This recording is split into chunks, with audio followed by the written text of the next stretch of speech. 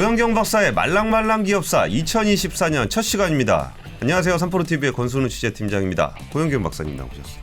네, 안녕하세요. 말랑말랑 기업사의 고프로 고현경입니다. 예, 제가 3프로 채널에서 1프로 채널 포함해서 두 번째로 좋아하는 프로그램입니다. 아유, 감사합니다. 첫 번째는 압권이고요. 네.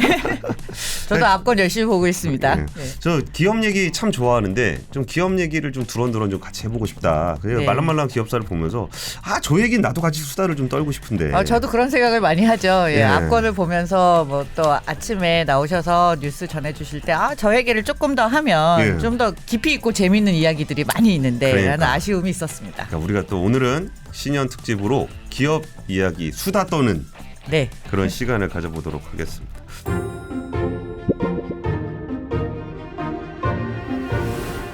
저는 사실 말랑말랑 기업사에서 뭐 누가 뭐라 그래도 망한 기업 시리즈가 좀 재밌었습니다. 예, 생각보다 저희가 망한 기업 시리즈를 준비를 할 때는 이렇게 인기가 있을까라고 생각을 했었거든요. 왜 잘 되는 기업 얘기를 더 듣고 싶어 하지 않을까라고 생각을 했었는데 의외로 망한 기업사에서 굉장히 많은 성원을 보내주셔서 저희도 굉장히 즐겁게 찍었습니다. 원래 투자할 때는 좋은 기업이 좋은데 얘기 듣기에는 또 망한 역시 기업 남의 얘기가. 불행은 나의 행복일 수도 있어요.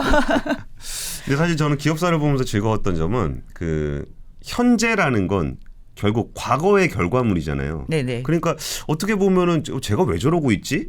라고 생각했던 제가 왜 저 위치에 있지? 제가 저걸 왜 만들고 있지? 라는 것들이 결국은 과거를 보면서 알 수 있게 되고 또 현재를 바라보게 되면 또 미래를 또 생각해 볼 수 있게 되는 거잖아요.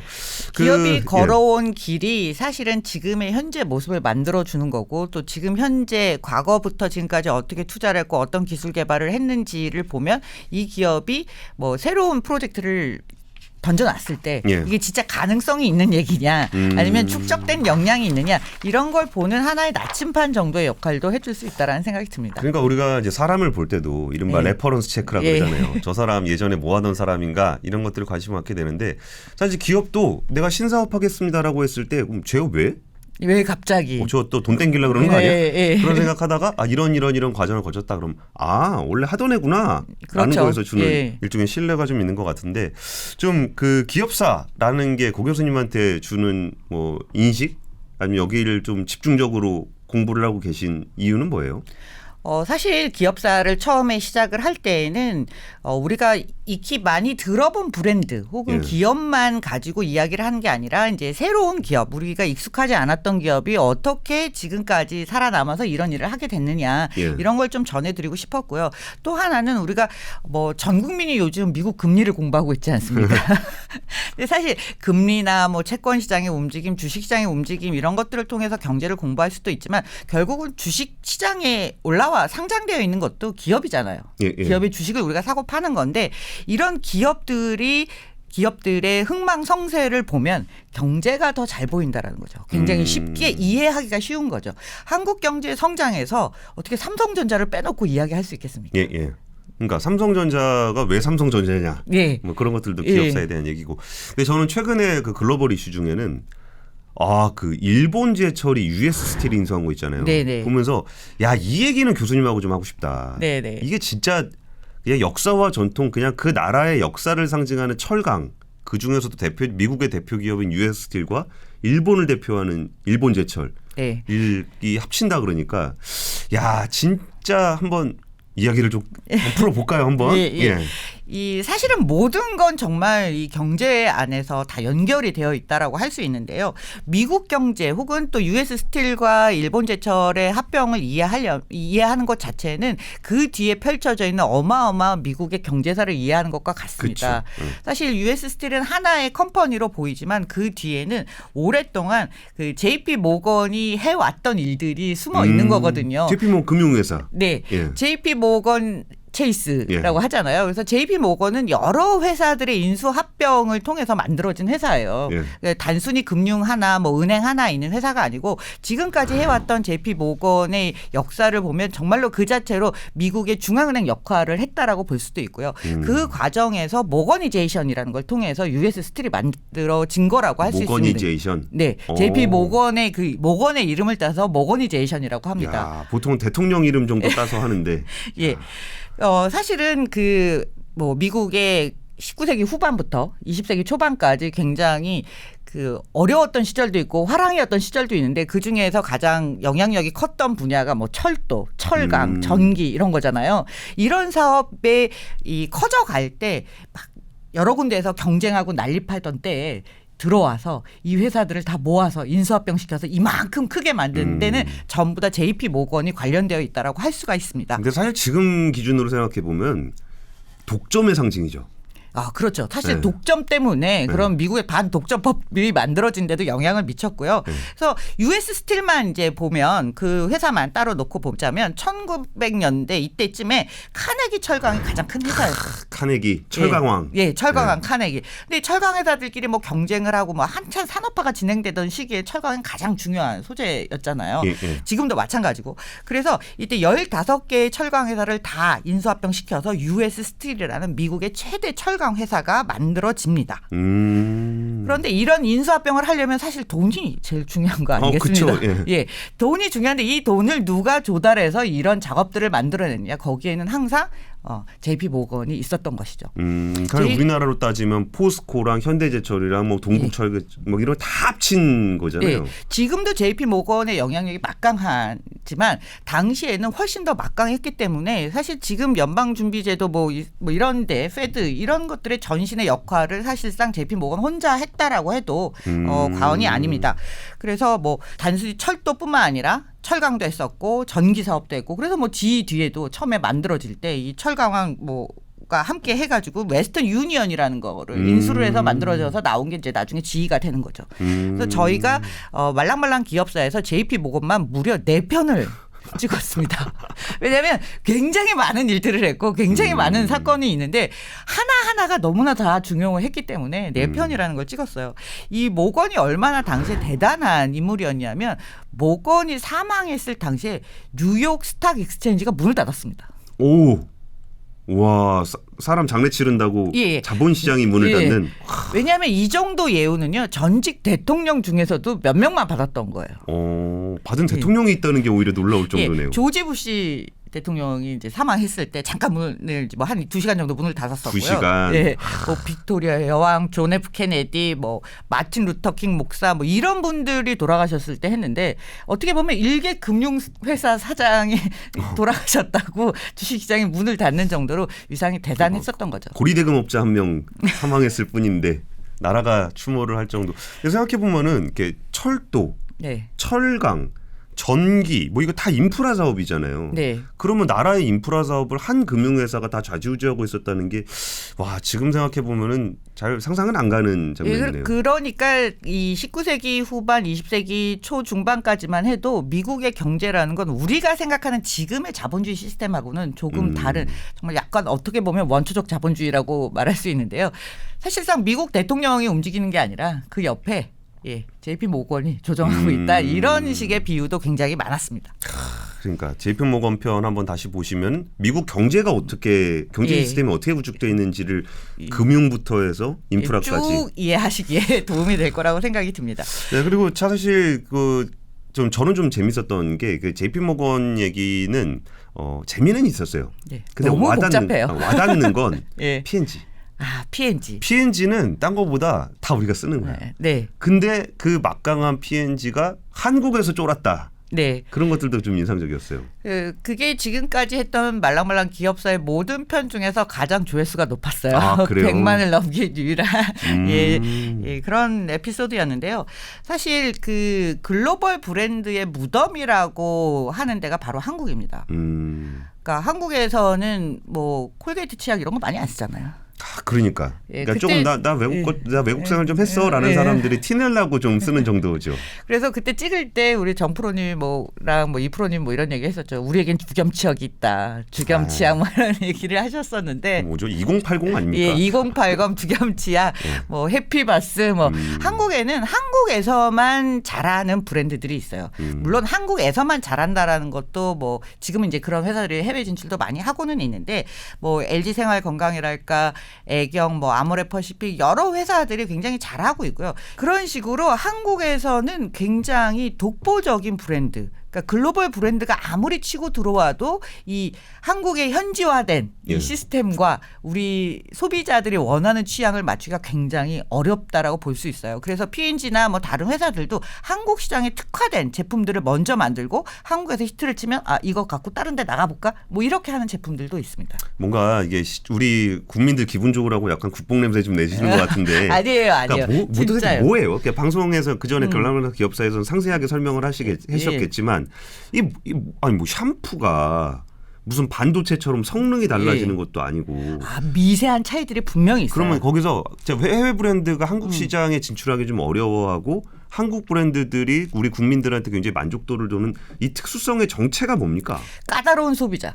아니 뭐 까다롭다고 해서 뭐 우리 거는 좀 느슨하게 보고 외국 거는 까다롭게 보고 뭐 그런 건 아니잖아요. 아니죠. 그러니까 한국 소비자의 기대는 이 샴푸의 세정력이 이 정도이지만 그럼에도 불구하고 여기서 윤기도 찰랑찰랑하게 나와야 되고 향기도 어느 정도 맞춰줘야 되는데 그런 부분을 미세하게 잘 조정해서 한국 사람들의 취향을 제대로 저격하고 성능도 좋은 제품들을 한국 그 회사들이 굉장히 빨리 잘 만들어낸다는 거예요.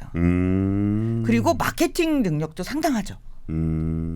그래서 그런 점들을 보면 한국 시장의 높은 취향을 맞춰내는 것들이 굉장히 쉽지 않다. 아무래도 글로벌 브랜드들은 시장을 이제 글로벌하게 보니까 특정 시장에서 과도하게 뭘 하지는 않는데 여기만 독특하게 과도한 걸 요구하니까. 예를 들면 뭐 지금은 이 샴푸가 대세는 아니에요. 근데 한때는 우리 엘라스틴 했어요. 뭐 이러면 엘라스틴이 다 평정하던 시절이 있지 않습니까? 요즘은 염색 샴푸가 나오잖아요. 이런 염색 약도 사실은 외국에 좋은 거 많고 예전에 뭐 일본 게 좋다 뭐 어디가 좋다 이렇게 했는데 요즘은 감으면서 염색하는 걸로는 뭐 한국 기술이 최고여서 무슨 샴푸가 유행이다 이런 것들도 있고요. 그래서 한국에서 히트쳤던 뭐 이런 뭐 댕기머리라든가 이런 뭐 이런 샴푸들이 해외 시장에서도 제법 찾는 손님들이 계십니다. 그러니까 한 번도 안 써본 사람은 많지만 한 번만 써본 사람은 없다는. 한 번 써보면 이게 그래서 잘 되는 거구나. 그래서 좋구나라는 걸 알 수가 있다라는 거죠. 여기에는 사실 굉장히 단순해 보이는 뭐 샴푸, 비누 이런 것들조차도 오랫동안 기술 축적을 해왔기 때문에 만들어내는 부분도 분명히 있어요. 그런 거 얘기를 들어보면은 우리한테 부족한 거는 브랜드가 아닐까? 그렇죠. 한국 시장에서 잘 되고 일부 국가에서 이걸 찾는 소비자들은 있는데 왜 해외 시장에서는 그러면 경쟁이 안 되는가? 글로벌 브랜드를 만들어내는 그런 축적된 역량이 아직까지는 좀 모자랐던 게 아니냐. 그래서 K-뷰티와 이게 좀 연결이 돼요. 어떻게요? K-뷰티가 전 세계적으로 인기가 있잖아요. 뭐 한때 우리나라 화장품들이 중국에서 어마어마하게 잘 팔렸고 동남아에서도 잘 팔린다고 하는데 굉장히 유행에 민감해요. 그러니까 어느 날 막 쫙 휩쓸었다가 한 3개월 뒤에 되면 그때 히트쳤던 상품이 뭐지? 이럴 정도로 K-뷰티 전체 시장은 커지고 있지만 어느 하나의 브랜드가 마치 로레알이라든가 이런 데서 나오는 뭐 랑콤 이런 거에 비견할 때는 마켓 쉐어가 그렇게 커지지 못하고 있는 이유 중에 하나죠. 근데 브랜드가 참 어려운 게 저는 프리미엄 브랜드 취재를 하다가 이른바 그 헤리티지 레가시 뭐 이런 걸 따지면서 뭐 에르메스는 뭐 중세 시대에 뭐 마부를 뭐 만들던 사람이 한 거고 뭐 그 뭐 루이비통은 뭐 중세 시대에 뭐 캐리어를 만들던 귀족들의 캐리어. 그럼 뭐야? 그럼 우리는 뭐 프리미엄 차를 만들려면 조선시대 마차 만들던 사람을 데리고 가나. 근데 그게 참 레가시나 헤리티지 같은 것의 스토리를 만들어내는 거는 좀 이게 가능한 일인가? 라는 생각도 가능한 거죠. 사실은 예를 들면 싱가포르에서 런칭해서 굉장히 히트를 친 상품이 있어요. TWG라고 있잖아요. 그다음에 요즘 뭐 그 바샤 커피라든가 이런 걸 많이 하는데 굉장히 그 브랜드나 이렇게 상표를 보면 막 엄청나게 오래된 것 같아요. 오래되지 않았어요. 그 숫자는 그 설립 연도하고는 상관이 없습니다. 그래요? 거기 이렇게 써 있잖아요. 몇 년도라고. 그게 이제 뭐 최초로 뭐 차를 수출했던 해 뭐 이런 거를 가져다가 마치 오래된 것처럼 스토리텔링을 잘 붙인 거예요. 와, 우리도 그러면 당군 할아버지가 터 잡으셨던 연도를 기준으로 해야 되겠는데요? 사실은 아모레퍼시픽 같은 경우도 굉장히 오래되고 화장품 업계에서는 뭐 R&D 축적 역량도 있고 굉장히 잘 만들어졌는데 이거를 그 브랜드 스토리를 더 붙여서 더 해외로 만들어 나가는 해외에 더 알리게 만드는 그런 부분에서 우리가 아직까지는 좀 미흡한 부분이 있는 거지 그게 절대로 안 된다라고 볼 수는 없습니다.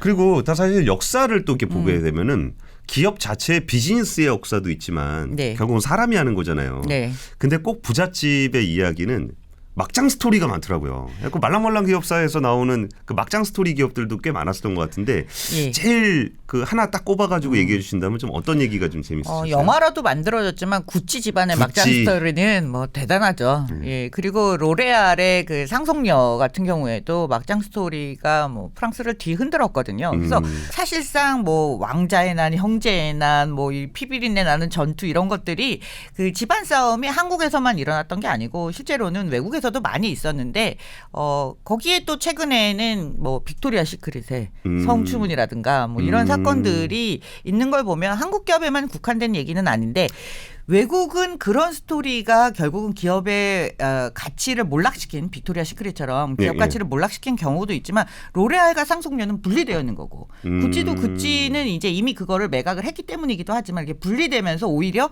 그런 바이럴을 반대해서 일으키는 그런 영향력도 있었습니다. 근데 사실 구찌 스토리를 보더라도 이제 구찌를 만들었던 사람이 있고 이게 며느리가 들어온 거잖아요. 네네. 결국 며느리가 들어와서 그 아들을 죽였죠. 네.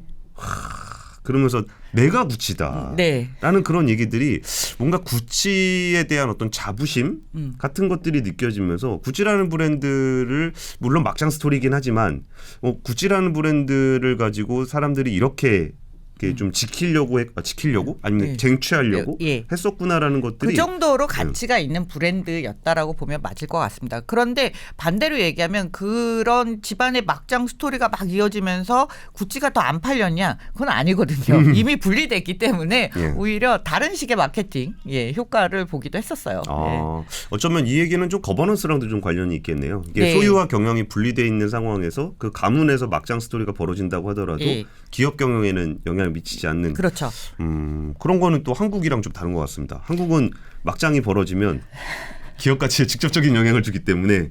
근데 유럽은 확실히 오래된 기업들이 많다 보니까 그런 대를 이어서 건너오면서 이런 일도 겪고 저런 일도 겪어본 게 굉장히 많은 것 같아요. 그래서 저는 기업 가버넌스를 이야기하고 가족 기업을 이야기할 때는 뭐 구찌 같은 케이스도 물론 있었고 뭐 물론 매각을 했지만 다른 케이스로 보면 독일의 머크 같은 기업은 350년이 넘는 역사를 이어오면서 350년. 예. 가족 기업을 유지를 하기도 하고 또 그 스피릿이 계속 넘어가는 과정을 보면 우리도 이제는 K 스타일의 가버넌스를 고민할 때가 아니냐. 전 세계적으로 보면요. 가족 경영을 하는 기업이 압도적으로 많습니다. 보통 그렇죠. 예, 사실 우리가 너무 미국 시장 위주로 봐서 그렇지 그 가족 경영 기업을 하면서도 잘 탄탄하게 이어져 내려오는 기업들이 많거든요.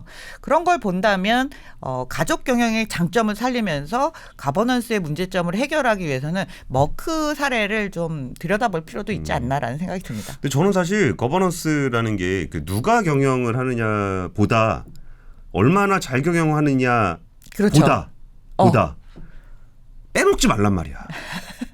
모니터링 시스템이죠, 결국은. 그러니까 기업이라는 것이 이제 주식회사로 주주들이 주인인데 그 대주주라고 하더라도 뭐 한 50% 갖고 있으면 50%만 자기 거지. 그렇죠. 100을 다 가져가려고 그러니까 문제가 되는 거라고 한국에서의 생각해요. 가장 큰 문제는 직접 소유 지분율은 굉장히 낮은데 어떻게 해서든지 이 경영을 전체 그룹 경영을 우리 가족이 어떻게든 좌지우지하겠다 이런 데서 나오는 문제가 많다 그러니까 보니까 저는 좌지우지까지도 용납해 주겠다니까요. 그러니까 근데 왜 5% 빼가냐고. 5% 가지고 다 가진 것처럼 빼가지 말아라. 그러니까 예. 빼가려면은 뭐 배당을 많이 가져가고 싶어서 예. 많이 가져온다. 그럼 50% 가져가시라고.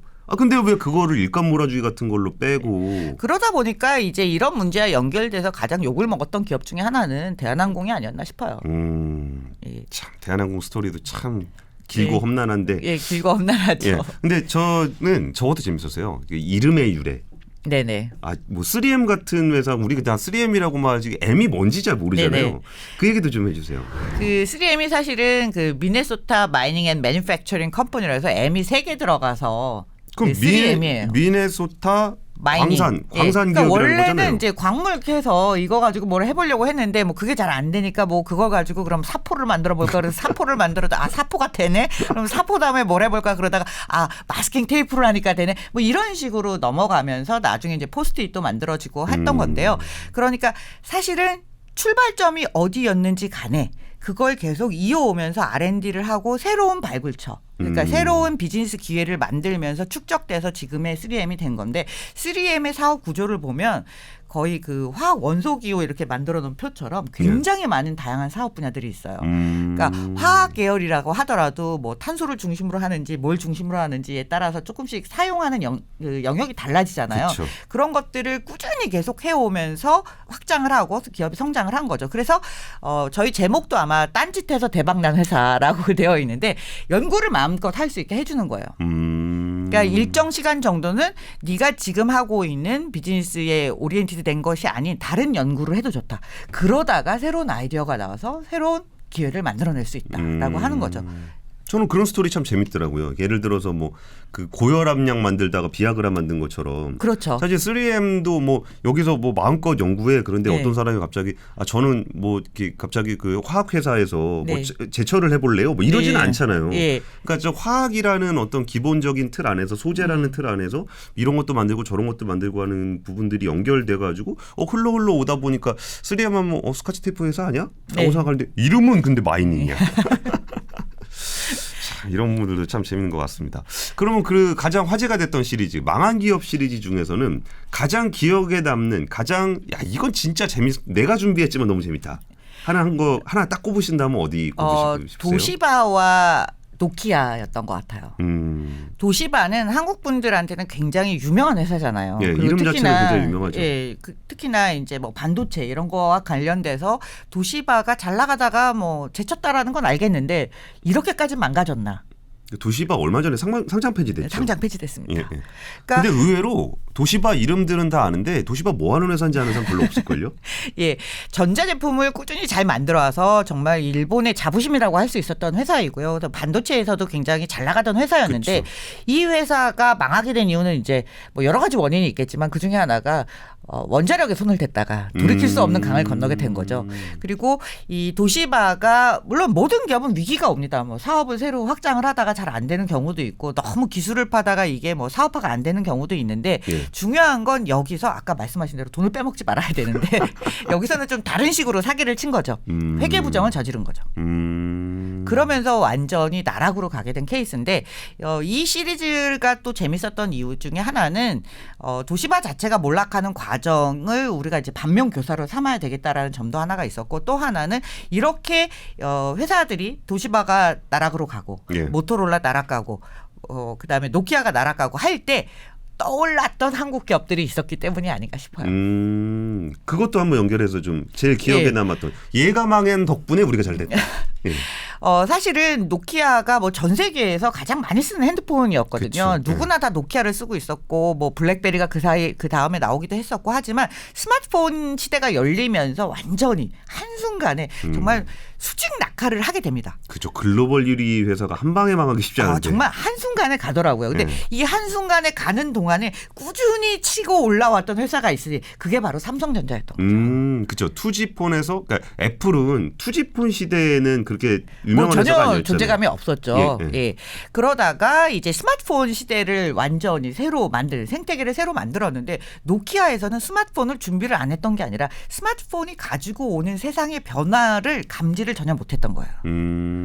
예. 그러다 보니까 그렇게 맛이 가게 된 거고 그 와중에 이제 그 폰을 계속 만들었는데 그나마 스마트폰 시대를 감지하고 빠르게 따라갔던 회사가 바로 삼성전자였고. 그러니까 옴니아 만들고서 욕은 먹었지만 그럼에도 불구하고 전 세계에서 아이폰 비스무리하게라도 만들었던 회사는 삼성전자 하나밖에 없었던 거예요. 그렇죠. 지금도 어쨌든 점유율 기준으로 1등이니까. 예. 그렇게 해서 올라왔고 도시바도 그렇게 보내버렸고 또 여기서 재밌었고 또 화제가 됐던 회사가 바로 코닥입니다. 코닥. 예. 한국에서는 지금 의류 브랜드로 알고 계신 분들이 좀 있을 요즘 거예요. 젊은 분들은 다 의류 브랜드인데 뭐 하던 회사냐. 예. 근데 옛날 분들은 다 기억을 하시는 거죠.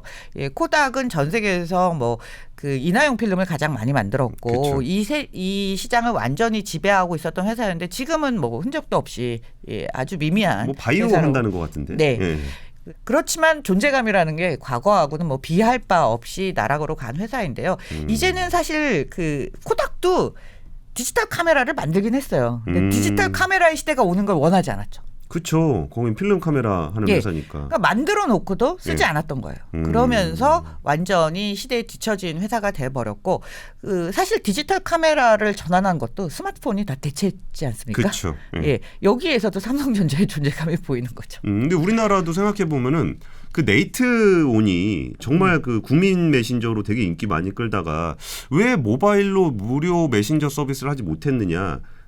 결국 문자 그 돈 받는 것 때문에 그랬던 거잖아요. 네. 그러면 사실 SK그룹 같은 경우는 진짜 카카오 같은 거를 먼저 시작했지만 거기서 벌던 문자가 있기 때문에 그러니까 이거는 어떤 선택적인 착오라기보다 왜 혁신가가 공룡을 이길 수밖에 없는지에 대한 것들을 명확하게 보여주는 것 같아요.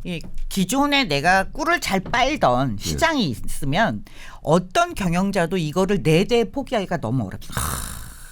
도시바도 그랬고 샤프도 그랬고요. 소니도 그런 순간들이 있었어요. 그런데 소니는 그 위기를 잘 극복해서 지금은 뭐 이미지 센서로 그리고 뭐 컨텐츠 비즈니스, 뭐 게임 비즈니스 이런 걸로 완전히 탈바꿈을 한 상태잖아요. 근데 소니가 과거에 그걸 계속 유지하려고만 했다라면 지금은 어쩌면 도시바의 길을 가고 있었을 수도 있습니다. 그러니까요. 사실 소니라 그러면은 뭐 정확하게 잘 아시는 분들은 아시는데 꽤 많은 분들이 여전히 전자제품 회사로 알고 계시는 분들이 많아요. 전혀 그렇지 않습니다. 그러니까 소니도 저희가 다뤘었고요. 이것과 비견돼서 가장 좋은 케이스라고 하면 좀 억울하시겠지만 GE가 몰락한 것도 그런 의미에서 바라볼 수가 있습니다. 전 세계에서 가장 따라가야 될 모범적인 회사로 GE를 꼽았고요. 한국 경영자들이 가장 배우고 싶어했던 회사가 GE였습니다. 시그마 막 이런 거 맨날 나가서 공부하라 그러고. 그래서 가장 존경받던 기업에서 지금은 세계로 분할돼서. 지금 뭐 하는지 아는 분 아무도 없을 것 같은데요. 그래서 당시에 존경받았던 경영자가 지금은 GE 몰락의 원흉으로 지목되고 있습니다. 그것도 좀 야박한 것 같아요. 아니 뭐 잘 될 때는 뭐 위인으로 칭송하다가. 그런데 그 경영자 이런 잘 나갔던 기업들의 경영자의 특징은 자기가 그 자리에 너무 오래 있으면서 혁신을 멀리하게 되는 효과도 분명히 있는 것 같습니다. 사실 혁신이 상대방에서 오면은 경쟁인데 내부에서 오면은 굉장히 계륵 같은 거잖아요. 그래서 듣고 싶은 얘기만 듣고 싶은 거죠. 원래 사람 마음이 그렇습니다. 그런가 봐요. 야, 진짜 냉정하고 날카롭게 칭찬해줘. 네. 그러니까 결국 제가 그런 얘기 들었었거든요. 이게 아부 있잖아요. 아부. 딱 들었는데 야 이거는 좀 아부인가? 뭐 듣기 좋은 소리 하면 아부 이건 아부 아니래요. 진짜 대놓고 이건 진짜 토 나올 정도로 아부다 하면 좋아한대요. 듣는 사람. 이게 일반적으로 우리는 잘 못 느끼는 우리한테 그렇게 아부해 주는 사람이 없으니까. 저한테는 아무런 그런 사람이 없기 때문에. 위로 올라가면 올라갈수록 그냥 너무 대놓고 하는 아부인데도 들으면 기분이 좋다는 거예요. 그래서 뭐 GE의 경우에도 그랬고 뭐 혁신을 일으켰던 여러 경영자들이 당시에는 굉장히 칭송을 받다가 그 자리에 뭐 5년, 10년 이렇게 있다 보면 그런 식의 쓴소리들 혹은 아부에 익숙해지는 게 아닌가. 그러다 보면 주주의 압박은 그러면 어떻게 견뎠냐. 이런 문제가 나올 수 있잖아요. 뭐 미국 같으면 상장회사인데 계속 잘 돼야 될 거 아니에요. 그때 많이 쓰는 방법들이 비용을 줄이고 그러니까 재무적인 터치를 하게 되는 거죠. 숫자로. 그래서 구조조정. 근데 그 구조조정이 잘된 구조조정이면 굉장히 성공의 길을 계속 가야 되는데 일단 보이지 않는 뭐 연구개발비를 엄청 깎는다든가 부문 간 경쟁을 시키는데 부문 간 경쟁에서도 야 영업이익률 높게 가져와봐. 이렇게 하다 보니까 이게 하루 한 해, 두 해 이렇게 넘어가면 갈수록 결국은 본질적인 기술적인 경쟁 이런 것들을 하기보다는 숫자를 만들어내는데 급급해지는 거죠. 그러니까 이게 참 우리나라에서 잘못 쓰이고 있는 단어 중에 하나가 저는 구조조정이라고 생각하는데 구조조정은 말 그대로 사업의 구조를 바꾸는 거잖아요. 근데 우리는 구조조정이라 그러면 이제 사람 자르고 비용 줄이고 뭐 이런 거를 구조조정이라고 보통 얘기하더라고요. 그러면 이게 사실 그 진짜 딱 자기가 안정된 사업이 있더라도 어떤 시대적 변화가 생기면은 우리는 지금 구조조정이 필요하다. 그럼 과감하게 자기가 가지고 있었던 캐시카우라도 좀 이거를 줄여가면서 신사업 쪽으로 비중을 늘려야 되는데 정작 잘 되는 사업이 있는데 뭔가 구조조정이 필요하다 그러면 미래 산업을 다 줄여가지고 비용 절감한 다음에 우리가 구조조정했습니다. 그래서 뭐 마진율이 좋아졌습니다. 숫자 좋아졌습니다. 그러면 단기적으로야 효과가 있겠지만 그런 단맛에 자꾸 빠져들게 되는 거죠. 그러다 보니까 미국 기업 혹은 유럽 기업들이 오랫동안 살아남은 기업들을 보면 M&A를 굉장히 잘하는 거예요. 이게 이제 구조조정의 일환인 거죠. 그렇죠. 좋은 값에 팔 수 있을 때 이게 내가 지금 계속 끌고 가서 미래 사업으로 갈 게 아니라면 팔아버리는 거예요. 저도 아는 분 중에 돈 잘 버는 분이 있는데 딱 있다가 상가에 좀 뜬다 하는 사업이 있으면 빨리 들어가서 만들어요. 네. 그리고서 딱 고점에 됐을 때 권리금 받고 팔아요. 그리고 저도 그런 재능을 갖고 싶습니다. 그러니까 사실 그게 뭐 얄미울 수도 있겠지만 결국 사업가적인 마인드가 아닌가 싶습니다.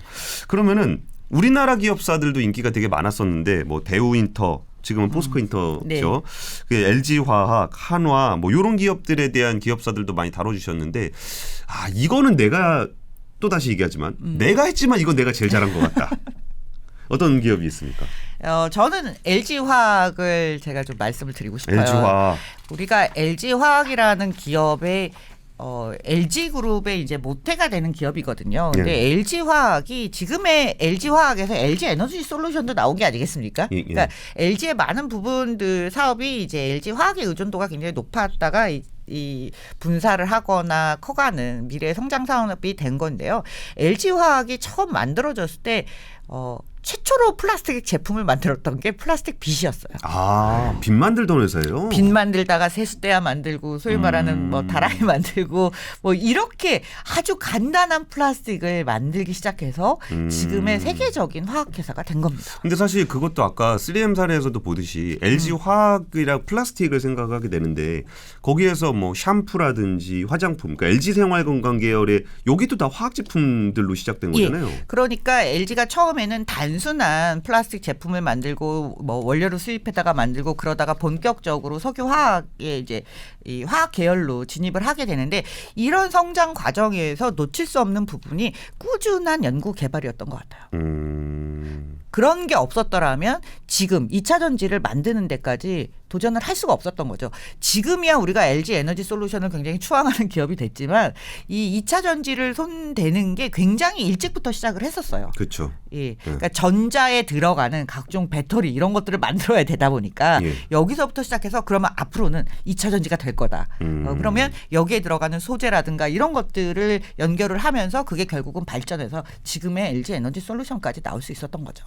저도 LG엔솔 관련해서는 조금 그때 히스토리를 취재를 좀 했었는데 얘기가 참 재밌었던 게 그 화학은 그 석유를 기반으로 한 제품이잖아요. 네. 근데 배터리는 메탈을 기반으로 한단 네. 말이에요. 그러니까 어떻게 보면 이게 우리는 그냥 다 화학인가? 라고 네네. 보는데 이건 메탈이라 같이 있으면 안 되는 애들이거든요. 그러니까 왜 근데 LG화학이 메탈을 해요? 그랬더니 원래 옛날에 LG 메탈이 있었는데 돈을 되게 못 벌었다는 거예요.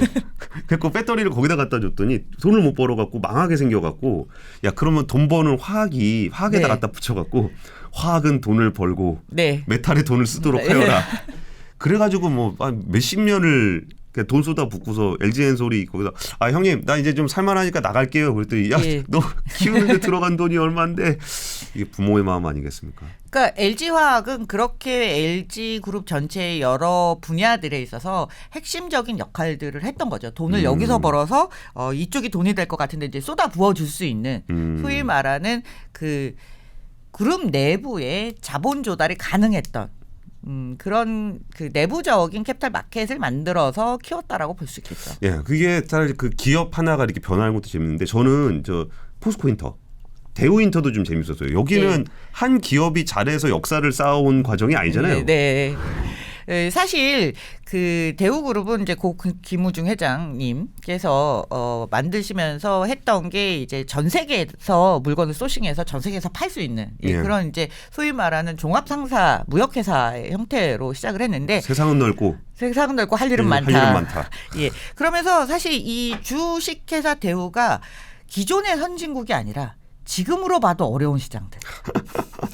뭐 아프리카, 중동, 뭐 동유럽. 당시만 해도 동유럽이 그렇게 가기가 쉬운 나라들이 아니었습니다. 공산권 국가였잖아요. 이런 시장들을 뚫으면서 정말로 세계 경영을 시초를 닦았던 기업이에요. 그러다 보니까 여기 출신 분들이 갖는 자부심들도 대단하고요. 지금도 다들 모이시는 것 같더라고요. 예, 아직도 대우라는 이름을 해외에서 쓰고 계신 분들도 굉장히 많습니다. 그런데 어찌됐든 그룹은 망했지만 대우가 가지고 있는 네트워크도 좋았고 여기서 또 했던 게 뭐 가스전 개발 이런 데 투자하고 했던 일들도 있거든요. 그걸 가져간 포스코가 대박 났지. 그래서 그 오랫동안 공들였던 미얀마 가스전 개발로 포스코가 어려울 때 나름 또 캐시카우 역할을 했었습니다. 제가 예전에 한 10년 좀 넘었던 것 같은데 대우가 그 외환위기 때 망했잖아요. 그럼 98년 뭐 2000년 초반 요때 망했는데 한 10년 이상 지난 때였어요. 근데 그때 만났던 분이 그 대우의 부실 채권, 대우가 어디서 돈을 빌렸는데 이걸 안 갚은 그 채권 정리를 하시던 분이었는데 그 중에 그 일정한 비중이 그 채권에 써 있는 언어가 무슨 언어인지를 알 수 있는 사람이 한국에 없는 경우가 있다는 거예요.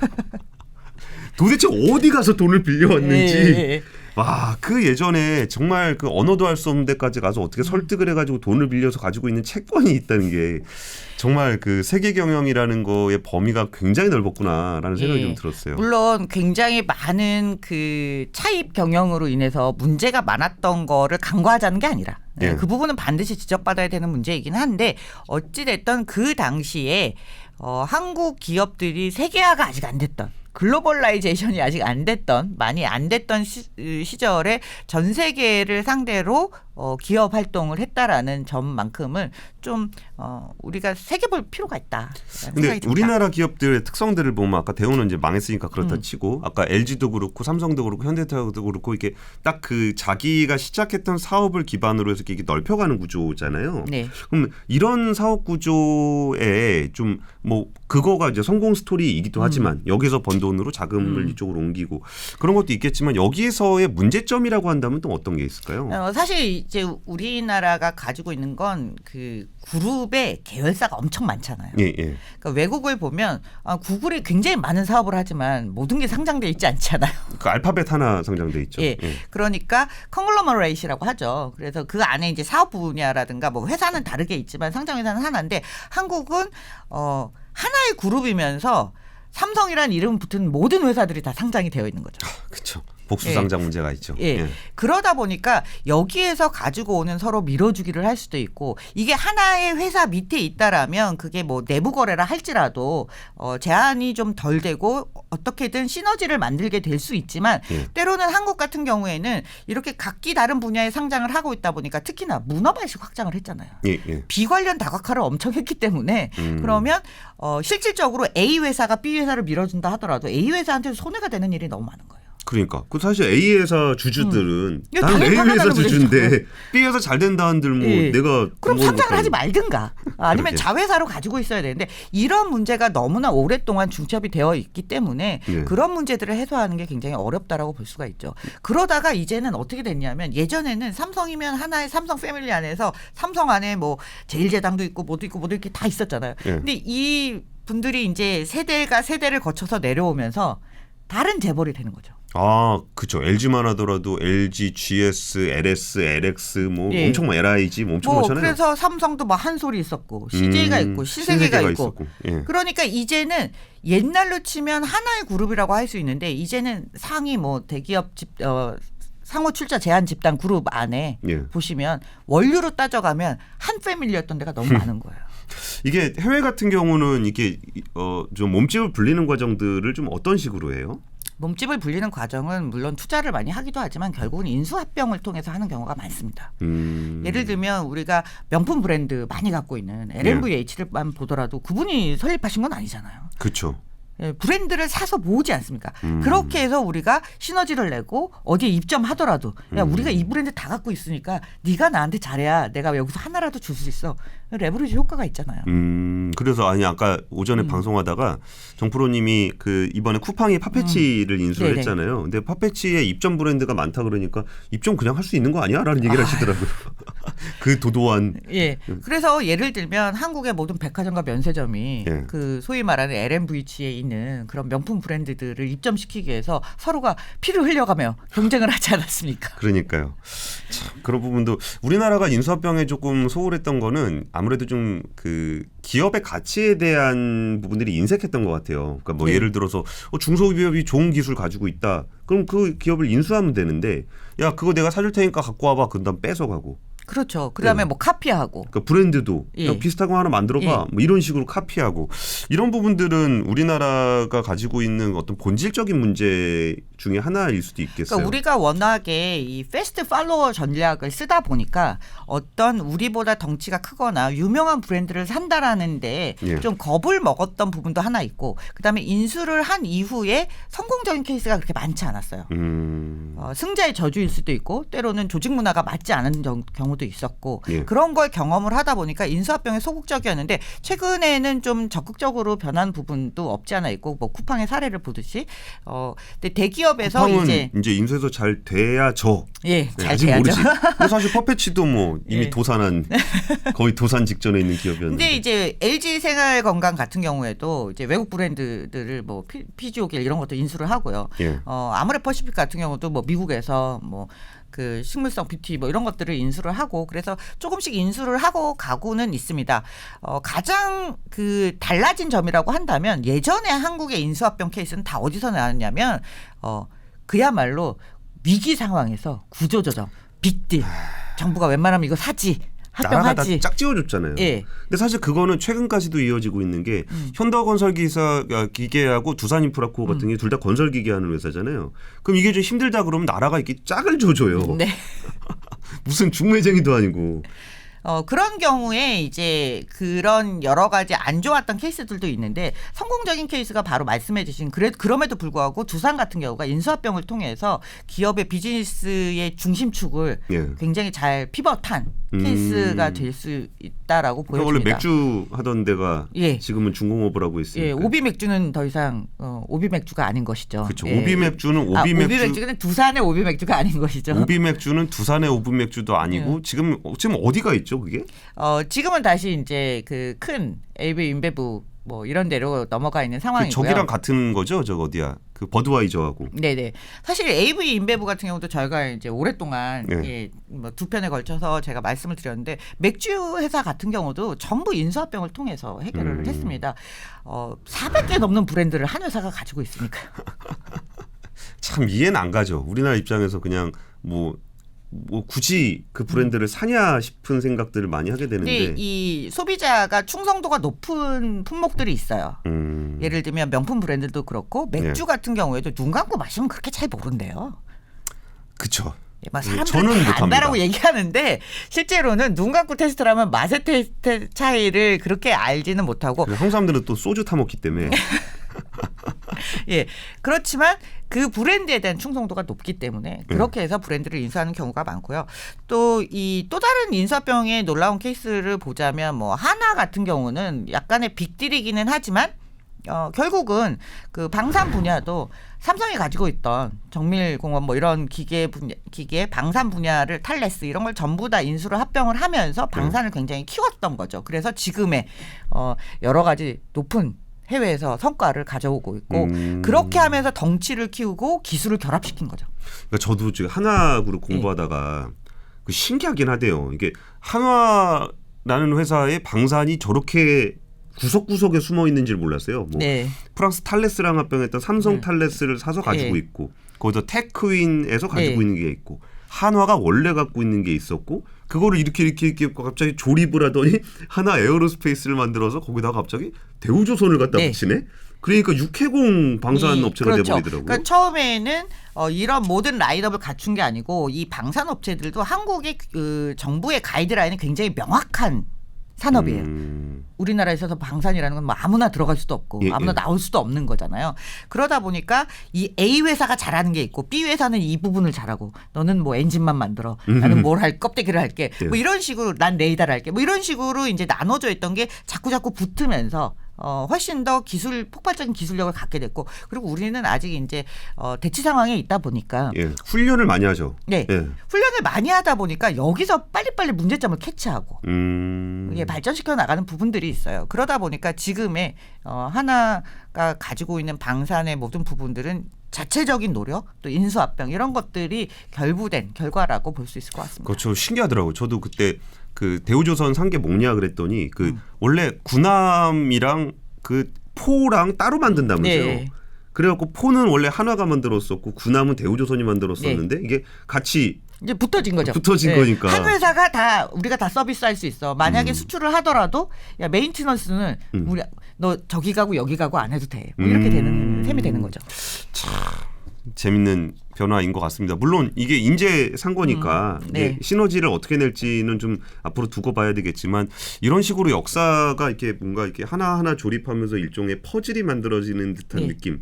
어느 날 뭐 한 10년 정도 지나가지고 어떤 그림을 이렇게 보게 되면은 아, 이 그림의 퍼즐은 몇 년도 퍼즐, 몇 년도 퍼즐, 몇 년도 퍼즐이었구나라는 걸 또 돌아보면 또 재밌는 것 같습니다. 그걸 위해서는 또 우리가 10년 동안 기업사를 계속 해야 되는데 네. 그 한 해 동안 기업사 준비하시면서 말랑말랑하게 재밌게 풀어주시느라 고생 많으셨을 것 같은데 좀 그 기업사를 마무리하면서 좀 어떤 소회라든지 아니면 앞으로의 계획 좀 어떻게 되십니까? 예, 사실은 기업사를 준비하면서 잘했던 편도 있고 조금 미흡했던 편들도 있는 것 같아요. 그리고 처음에는 한국 기업들을 잘 이야기하지 않았던 이유가 아무래도 한국 기업은 계속 변화하고 있고요. 뭐 외국 기업이라고 안 변한다는 게 아니라 상대적으로 역사가 짧은 기업들이 많습니다. 우리나라에서 가장 오래된 뭐 우리가 이름을 대면 알만한 기업 중에 가장 오래된 회사는 역시 두산이에요. 두산이죠. 예, 두산을 제외하고 뭐 삼성전자라든가 몇 개의 기업을 제외하면 그렇게 역사가 길지 않기 때문에 또 다루기 어려웠던 부분도 혹시 있고. 뭐 우리나라 기업 다뤘다가 그 욕먹을까봐 안 하시는 거 아니에요? 그런 부분도 있습니다. 사실은. 욕먹을까봐 안 하다가 야 이게 조회수 빨아야 되겠다. 그래갖고 하신 거 아닙니까? 예, 그런 부분도 분명히 있고요. 또 한 가지는 한국 기업들이 이제는 저만 그렇게 생각을 하는 게 아니라 외국에서 한국에서 어떻게 저런 기업들이 나왔을까라는 궁금해하는 부분들이 굉장히 많습니다. 저는 뭐 해외에서 근무를 해보기도 했고 지금도 나가서 해외에서 뭐 강의도 하고 강연도 하고 하는데요. 그럴 때 가장 많이 듣는 질문이 어떻게 한국에서 최빈국이었던 한국에서 삼성전자가 나왔고 요즘은 가장 많이 듣는 얘기가 어떻게 현대차가 세계 3등에 자동차 회사가 되었느냐. 이런 질문들을 많이 받아요. 그러다 보면 이 회사가 지금의 모습이 있기까지 기업사를 돌아보지 않을 수가 없습니다. 그래서 이런 부분들을 이야기하려다 보니까 제가 한국 기업까지 좀 확장을 하게 된 부분도 분명히 있고요. 말랑말랑하게 풀어드린 기업사가 여러분들이 경제를 조금 더 쉽게 이해하고 접근하는데 그리고 뭐 알아두면 재미있지 않습니까? 잘 때 들으면 좋습니다. 네, 마지막 끝인사 하기 전에 저도 갑자기 생각난 그 기업사 중에 좀 재밌는 얘기 갑자기 생각났는데 그 반도체를 만들면은 반도체 공장에 클린룸이 있잖아요. 이제 클린룸을 그 신성이엔지라는 회사가 만들거든요.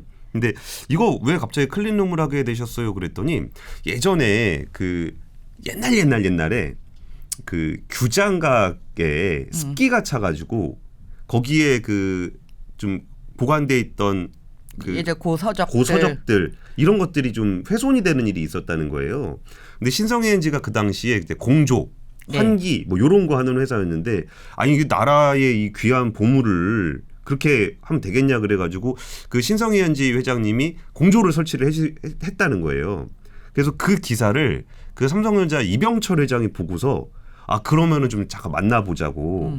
그리고서 우리가 반도체를 할 건데 당신이 이거 공기를 관리를 잘한다고 하니까 좀 클린룸을 좀 만들어 보면 어떻겠냐 그래가지고 신성이엔지 회장님이 일본에 가서 클린룸 기술을 받아와가지고 지금 반도체 클린룸을 만들고 있다는 거예요. 반도체는 사실 그렇게 해서 먼저 시작했던 게 아남 반도체가 있지 않습니까? 아남 반도체도 결국 원래는 이병철 회장이 얘기를 하셨고 그게 이제 너무 이어져 내려온 게 지금의 엠코 테크놀로지가 된 거예요. 그러니까 엠코 테크놀로지는 글로벌 패키징 한 2위 정도 되는 글로벌 회사죠.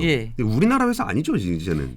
사실 창업자는 다 한국 분들인데 지금은 이제 미국에 자리를 잡고 있는 글로벌 회사가 되었습니다. 그래서 사실은 이런 기업의 뒷이야기 사실은 우리가 다 그렇게 뭐 우리 기업들이 노력하지 않고 손쉽게 정경유착으로 성장해서 지금의 재벌이 있는 게 아니라 우리에게도 이런 역사들이 있다라는 것도 좀 전해드리고 싶었어요. 알겠습니다. 또 생각났어요. 재미없으면 PD님이 알아서 편집하실 거니까 어차피 말랑말랑 기업사 아니면 제가 언제 이런 기업 얘기를 해보겠습니까. 그 롯데에너지 머티리얼즈 옛날 일진 머티리얼즈죠. 동박 만드는 회사. 그 동박 만드는 회사 그 동박 왜 만들어요 그랬더니 그 일진 회장님이 그 서울대 금속공학과 나오셨는데 그 당시에 금속 산업이 없었대요. 근데 집 앞에 마당에다가 불 떼가지고 거기서 그 금속 녹여가지고 뭐 이것저것 만들고 있었다는 거예요. 그때 또 이제 삼성전자 이병철 회장이 금속을 그렇게 잘 다루면은 우리가 전자 제품을 만들 거니까 전자 기판 만들 때는 이제 얇은 구리가 들어가잖아요. 그래서 그거를 좀 했으면 좋겠다.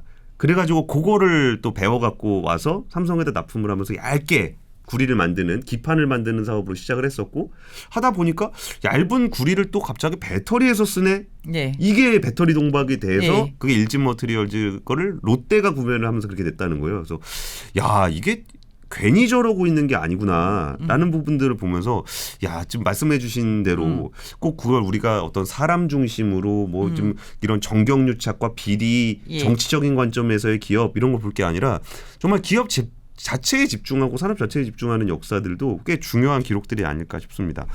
마지막으로 앞으로 24년 어떤 계획 가지고 계신지 좀 그리고 시청자분들께 인사까지 부탁드리겠습니다. 예, 그동안 숨가쁘게 달려오면서 거의 58개의 기업을 다루었고요. 88회를 제작을 했습니다.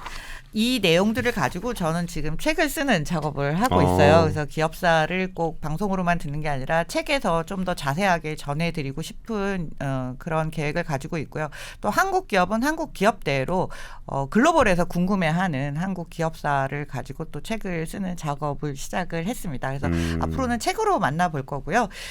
말랑말랑 기업사의 내용들은 시대가 지나간다고 해서 뭐 사라지거나 없어지거나 변화하는 내용은 아닙니다. 새로 또 업데이트할 수 있는 내용들은 있겠지만 그래서 두고두고 남겨두면서 좀 필요하실 때 하나씩 꺼내보시면 좋지 않을까라는 생각을 하고 있습니다. 예. 기업의 역사라는 거 그리고 사람의 역사라는 거는 오늘에서 끝나는 게 아니죠. 항상 미래를 만들어가는 그런 과정 속에서 그 고현경 교수님의 미래도 지금 방송이 역사로 남아서 30년 전에 저렇게 젊으셨구나라는 것들을 제가 통해서 처음 시작할 때와 지금이 얼굴이 다르더라고요. 때깔이 다릅니다. 그리고 제가 이 기업사를 하면서 얻은 교훈이 두 가지가 있습니다. 사실 위기가 없었던 기업은 하나도 없어요. 예. 모든 기업들, 모든 국가 경제에는 항상 위기가 있습니다. 이 위기가 왔을 때 그걸 어떻게 기회로 만들어내고 혹은 버텨서 살아남으면 또 다른 기회를 창출을 하게 되더라고요. 예. 그리고 한국에서 성공해서 지금 글로벌한 위치에까지 올라간 기업들에게는 공통점이 있다면 꾸준한 중단 없는 R&D가 있었다는 생각이 듭니다. 그게 단순히 돈을 많이 쏟아부어서가 아니고 그 어떤 한국 기업들, 한국 기업의 연구진 뭐 거기에 근무하시는 모든 분들이 가진 어떤 그 말할 수 없는 스피릿이 있다라는 생각이 들어요. 그래서 그것들을 한번 규명해 보는 작업들을 해보고 싶다라는 그런 계획을 가지고 있습니다. 알겠습니다. 말랑말랑 기업사는 여기까지지만 여기서 중단되는 것이 아니라 잠시 쉬었다가 새로운 역사들이 계속적으로 쌓이면 다시 돌아오겠습니다. 지금까지 말랑말랑 기업사였습니다. 감사합니다. 감사합니다.